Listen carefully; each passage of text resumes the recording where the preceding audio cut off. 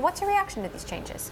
You know what? I think they're coming from a good place, and people are really looking at Google to clean up the web. That being said, it is relatively heavy-handed, and it's just making it so much more difficult for publishers to drive revenues in order to keep their business sustainable.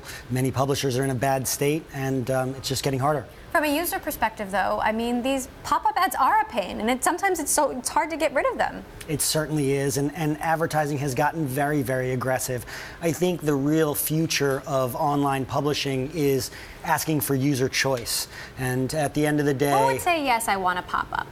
No, people would say, I'm happily going to consume a pop-up in return for being able to consume some Bloomberg news, right? So there's only very few people that can drive subscription revenues, and so there needs to be that idea of free in terms of what is that value exchange. What about other ad formats instead, though? I mean, there's plenty of other options, aren't there? There certainly are other options, and that being said, kind of beauty is in the eye of the beholder, and Google is sort of almost single-handedly painting a brush of where these particular ad formats are bad, but there may be plenty of instances where they're not bad. How does this compare to policies on other web browsers?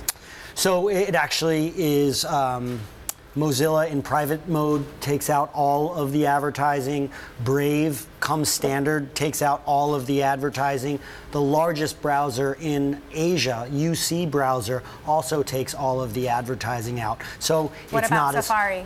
Safari has things like ITP, Intelligent Tracking Prevention, and again in private mode they take out all of the advertising.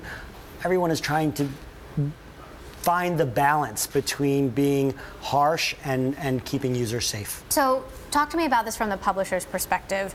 You have something you want to advertise. What are publishers deciding between behind the scenes, and what are the sort of costs and benefits that they're weighing?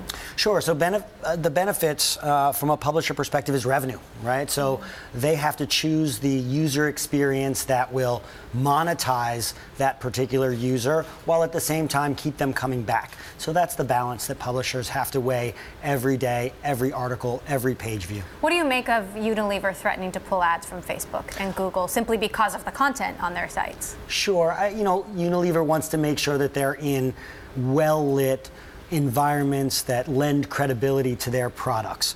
And they want to have those clear programs and clear forms of articles that just make sense for them. Is it realistic, though? I mean, or is this just a threat? I mean, of course, this is where billions and billions of people are. Well, you see CEO Susan Wojcicki talk yesterday at the Code Conference about setting those policies and procedures and getting people into reviewing as much content as possible. And you know what? They're trying to do a good job. It's not realistic to have every piece of content reviewed by a human. So we have to do some combination of machines as well as humans in order to review that content. Do you think these kind of, well, right now it's just a threat, but this kind of concern about the content that's on Facebook or YouTube will actually hit the bottom line of the Facebooks and Alphabets? Sure. I think until they get systems and processes and procedures very clearly in place, there may be some small hit, but I think that they're going to work very hard in making these good environments for advertisers. Where do you see online advertising going? What are the trends in the future that you think might surprise us? I think you're going to see a real resurgence in subscription services. I think you're also going to see choice and transparency in the transaction that happens between content creators and content consumers. And we'll see a wide variety of unique pieces of technology that will offer users to be in control of their data, be in control of their attention, and actually compensate publishers for that content in a much more innovative way.